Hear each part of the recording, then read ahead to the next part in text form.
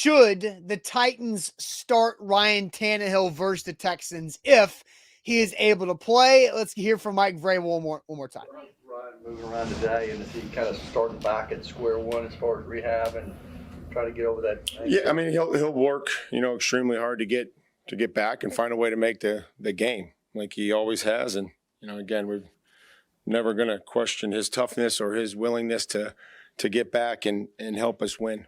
In the league, and you said he looked the most comfortable he's been. Does that play into your decision making this week and seeing the strides? I mean, if Ryan's healthy and Ryan can play, Ryan would be our quarterback. But again, I think Malik has put a lot of work into the show team and trying to play the game and command the huddle and do all the things that we've talked about, how he needs to try to develop during the week when there aren't a lot of reps. So Mike Vrabel, if Ryan is healthy and Ryan can play, he's our quarterback. That was the quote there from Mike Vrabel on Monday. Ryan Tannehill did not practice in a walkthrough situation, simulated walkthrough. We'll talk about the full injury report later on in the show today. But Zach, I'll send you to the comment section. What is everybody saying? Should the Titans start Ryan Tannehill versus the Texans if he's able to play? Because Mike Vrabel basically said, yeah, if he's able to play, Ryan Tannehill's the quarterback. Yeah, I mean, I think any coach would say that. But Steven says, that's the situation. Hell no. Grim Jim says no. Major says no. No way. Sit him from Nick. No. So there's a string of no's. Roy says yes.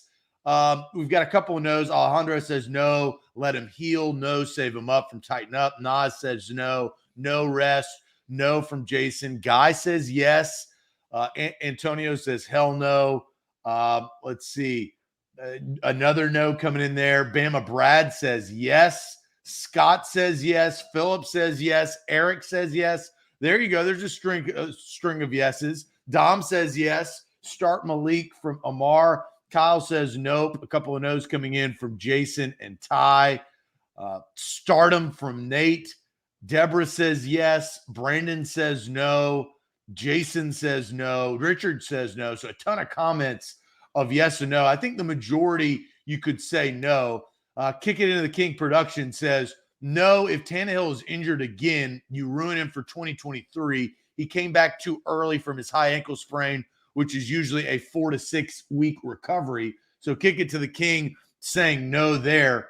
Austin, are you yes or are you no? Yeah, another comment I want to read before I get to mine. Somebody just did say, Tyler on Facebook says, if the Jags win, then yes, because the Jags play the Jets on Thursday night. So you get that day and a half, awareness of what the Jag situation might be or might not be. How does that impact the playoff picture? Really not that much, if you want to be honest with it. But so my answer, Zach, is no. I don't think there's any way or any reason why Ryan Tannehill should play Saturday against the Texans because of his injury itself, because of the scheduling of what's coming up for the Tennessee Titans over the next, week, because the Titans play on a short week. They travel to Los Angeles. Then you come back home on a short week for a Saturday game. Then you stay home for another quick turnaround for Thursday night against the Cowboys. And I just don't think it's the right thing to play Ryan Tannehill here. Could feasibly, could Ryan Tannehill be in a spot where he could tough it out and play against the Texans? Yeah, I could see that happening. Ryan Tannehill's pretty damn tough. He's come back and finished games where he's gotten hurt twice this year against the Colts and against the Chargers. But I don't think it's worth it at this point. Can the Titans beat the Texans with Malik Willis? We saw it happen the first time. Now, there's other situations and injuries with the Titans team that we'll talk about later on. With this Texans game, it'll be harder, in my opinion, because the Texans are playing better football. But I think the Titans can beat the Texans without Ryan Tannehill this Saturday.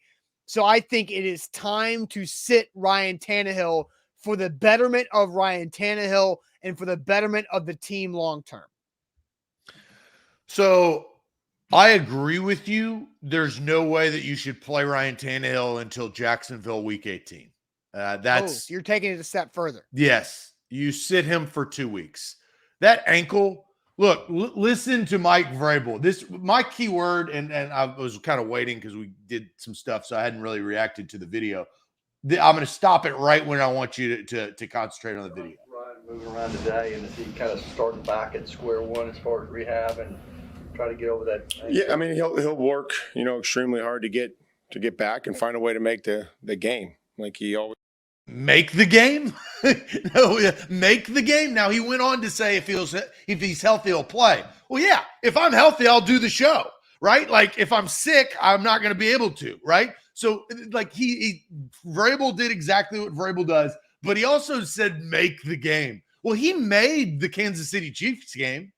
He didn't play in it. But here's from Ian Rappaport. With Ryan Tannehill's ankle seriously in doubt to play this week for the Titans have signed quarterback Josh Dobbs off the Lions practice squad per Mike McCartney. Players believe Malik Willis is likely to start. So there's a couple things here. The Titans did sign Kevin Hogan to their practice squad last week after Arthur Smith, better late than never, signed Logan Woodside to the Falcons roster there, which we thought might happen back several months ago. But so the Titans are signing Josh Dobbs to the active roster in order to steal somebody from another team's practice squad. You have to sign them to the active roster. There's another stipulation to that too, Zach, that I find interesting. In order to do that, you have to have that player that you signed from the other practice squad on your active roster for 3 weeks at minimum. Now that's interesting. I think it's writing on the wall of what they're going to do. It's exactly what I said. Malik Willis is probably going to start the next 2 weeks, and they're going to hope, pray, and see if the ankle can get ready to go in Jacksonville. That's exactly